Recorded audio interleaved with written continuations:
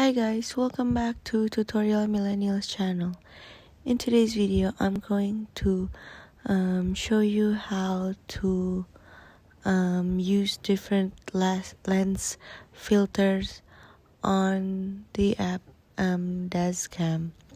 So after you open the app, you tap on the camera, and then on the very bottom, you could choose different lenses.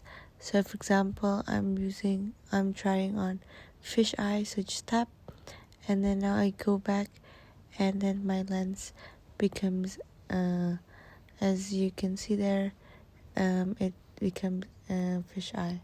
So that's it for today, and I hope this video is useful, and thank you for watching.